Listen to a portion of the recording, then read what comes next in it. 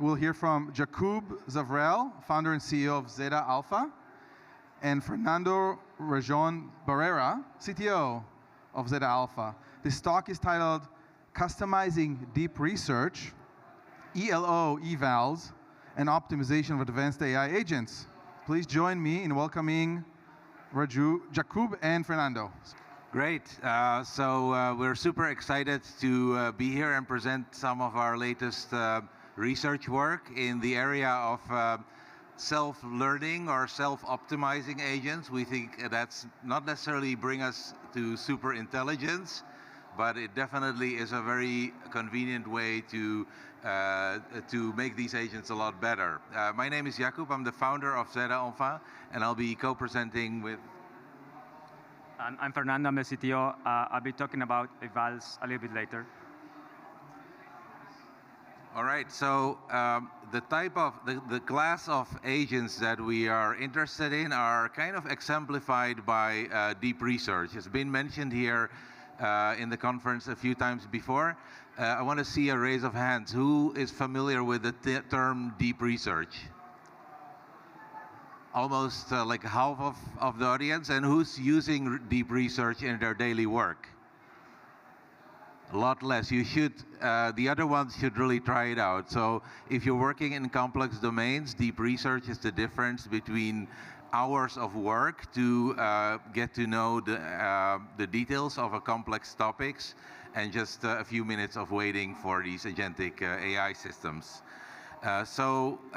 The field that we're going to be talking about is roughly in the application area of knowledge reuse and knowledge discovery in what we call knowledge-intensive industry. So these are R&D heavy knowledge work domains, typically in the in the spaces like chemistry, pharma, high-tech manufacturing, life sciences, and many of these other domains. And so these domains have something very interesting. The searchers are actually experts in their field of knowledge. And that means that their tolerance for low accuracy systems is extremely low.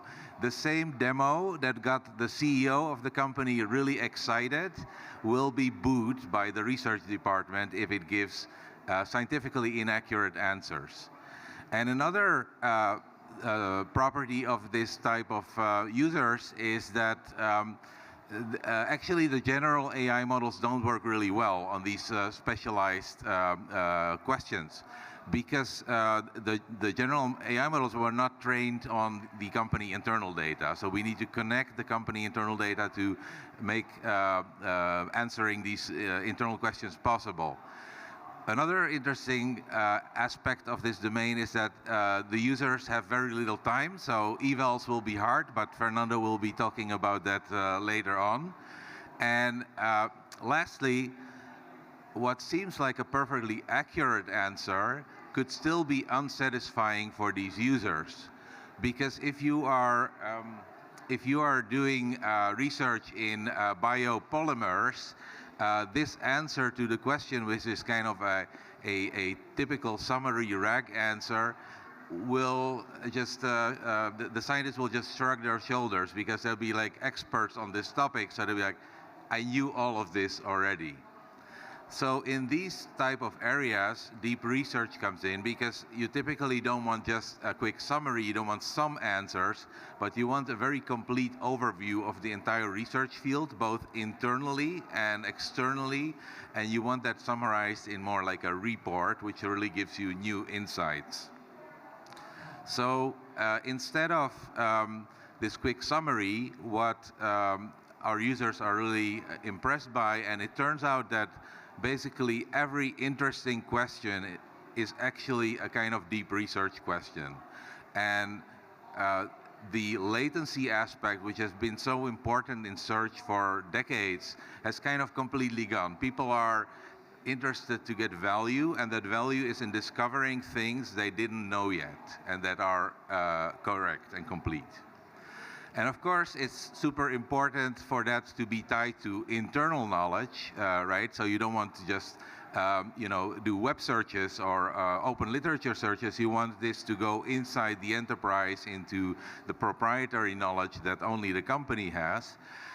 But also, you want to be able to iterate on this and improve this and customize it. There are many use cases which are not exactly scientific research, but for which this type of agentic iterative inference time reasoning searches are the right way to go, and actually the information need is better fulfilled by a document level response than by a short answer.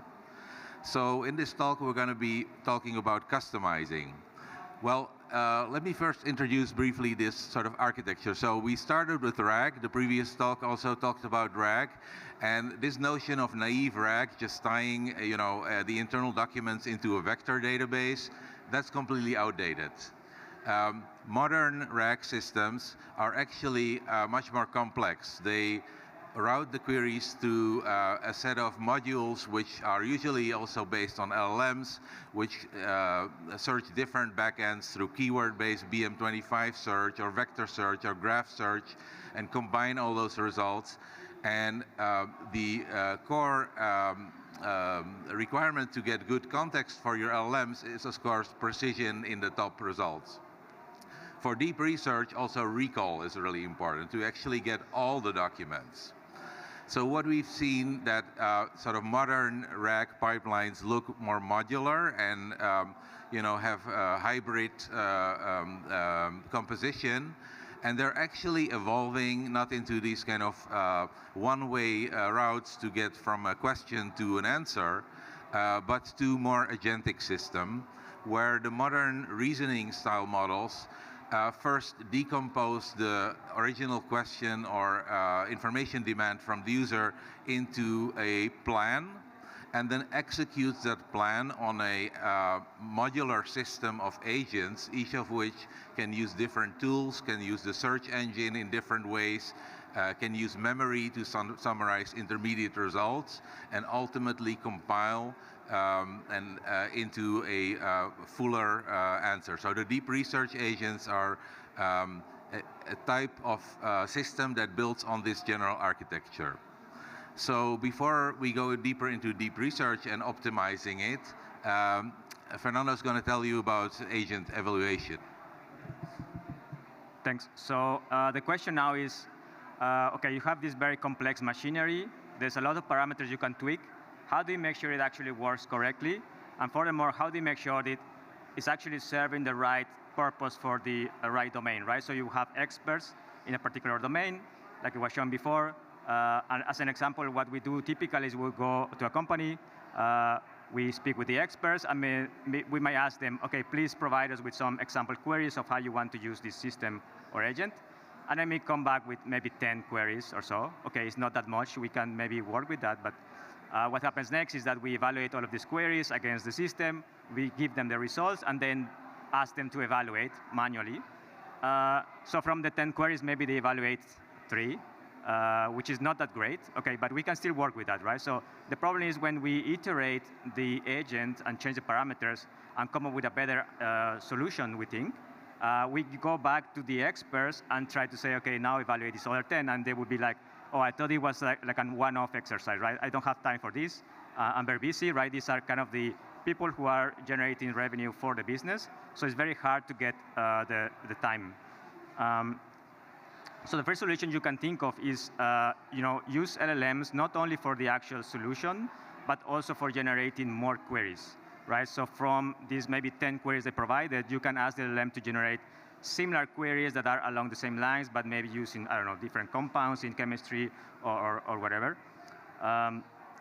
The other solution could be to actually evaluate the answer, right? So now we have maybe more queries. Maybe we collected 100 queries, but evaluating 100 queries is also going to be very time-consuming. So a solution could be, okay, you generate the answer with the RAG system, and now you ask a judge, right, via some prompt, that you say, okay, please, look at the answer, consider the hits that were provided by the search engine, and now tell me if the answer is good or not. when you do that, you will have a variety of of outcomes, right? So this is an example of a different RAG version. So you can think of different parameters in the agent, and you can see the quality as evaluated by the judge, which is an LLM. If we compare that with the actual expert evaluation, you will see it has some discrepancy. So typically, LLMs are a bit more optimistic. It will try to agree more. So this is kind of the story you will see. But the point is that if you rearrange the order of the versions from lower performance to high performance, you can see that kind of both are agreeing in the sense that the worst version, both LLMs and experts agree that this is the worst version, and also for the best version, both agree. So there is this kind of trend. So this is something we noticed, and then we have validated that against several domains across different use cases. It seems to be that this is a kind of empirical evidence for that. So next question is, okay, if you can compare this, the worst and the best, why not ask the LLM to compare two answers instead of one? So this is a different formulation where it's called actually pairwise evaluation, where you have two answers from two different versions of the system. And now what you will ask the agent, the judge, is not going to be tell me if the answer is good or not, but between these two answers, which one do you think is best? And of course, you need to prompt it in a way that it makes sense, right? Maybe you wanted to consider the accuracy of the answer, or whether it's really taking into account the evidence that is provided by the search engine, and so on. So, OK, so you can play this game now, right? So you have maybe two versions of the agent. You have a bunch of queries, and you play this kind of game where the judge is evaluating which version is better. The problem is, if you now introduce a third version, you can also play this kind of pairwise game. But the question is, how can we rank this, right? So in this case, version 1 won a bunch of times for some queries, but version 3 also won against version 2, right? So which one is the best one, or the better one? And the answer comes from chess. So in chess, players are ranked via this Elo system. The way Elo works, or like how we make the parallel to agents, is that each agent is a player. It has some initial rank, like, I don't know, 1,500, let's say. And then each query is like a game between two agents, like a chess game. So then a game is going to be played again between two agents, and then you will ask the judge to evaluate which one is the best, and then you pick that one as the winner. And so there is this algorithm that will tell you that if A wins and it has a higher ranking than B, then the score of A is going to increase a little bit. The score of B is going to decrease a little bit. However, if now A wins, but it had a lower ranking than B, right, so like a worse player, now we are going to assign a higher score, a higher increase to A, and also decrease the score of B by more, right? So this is how this Elo algorithm works. So then the idea that we had is, OK, why don't we create this kind of Elo tournament style for evaluating agents? So this is what we created, released this last year. It's an open source project. You can scan the QR code. And I'm going to now explain how it works. So imagine you have some RAG system where you can pass queries. You get answers as well as context, right? Like what documents were used by the RAG system to create the answer. So we'll collect multiple versions. And the first step that we do in Elo and the Elo toolkit is that we first want to understand how valuable, how good are each of the queries that were retrieved by these systems, right? So we just simply ask the LLM, OK, based on this query, look at this document, how relevant is it? Now we pass that information to the next stage, where we will put the two answers of the two different systems, as well as the information we got from the previous step. And now we'll ask the LLM, OK, based on all of this information, please give us your judgment of who won. Once you collect all of the games and against all of the players, you can, by the previous algorithm I show you, compute this list, like this ranked list, which will tell you that the kind of, if you order by highest on the top, it will tell you the best agent that is performing against the other players. So the key kind of takeaways of this mechanism is that you can use LLMs in two ways, not only for the solution, but you can kind of expand the queries that you are working with, like from the experts that you collected at the beginning, as well as being able to evaluate the performance of the agents without really having like a golden metric. And it's also by using some tricks with the Elo algorithm, you can actually add agents to an existing tournament without that many computations. And with that, we'll move on to the agent optimization. All right, so now that we have established a framework where we can basically measure, this is the fundament of actually being able to improve.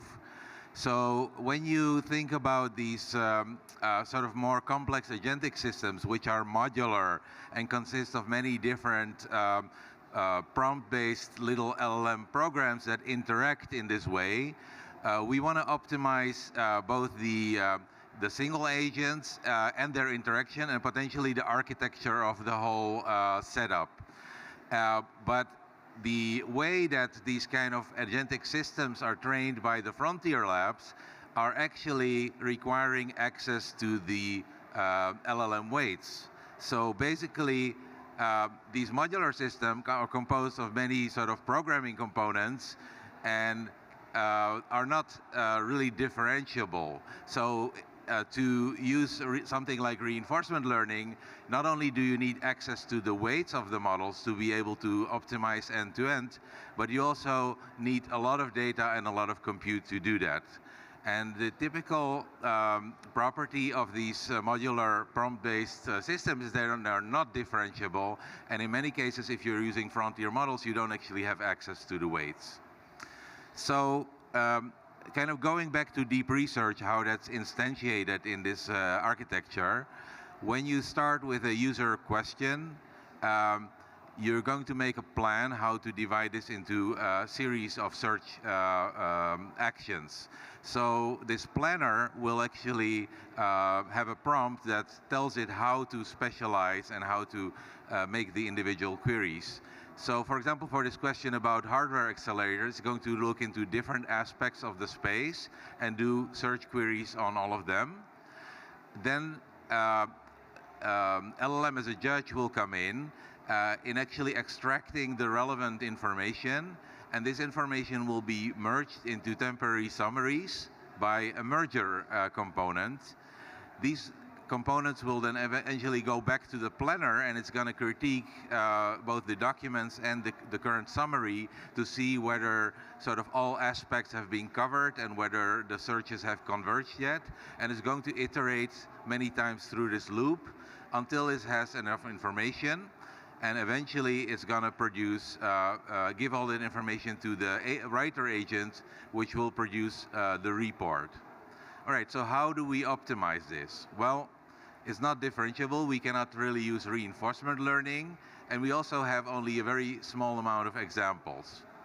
So interestingly, in sort of the originating with the DSPy and other work here at Stanford and Berkeley, there's been this recent search of fundamental research in basically using LLMs themselves to optimize these architectures.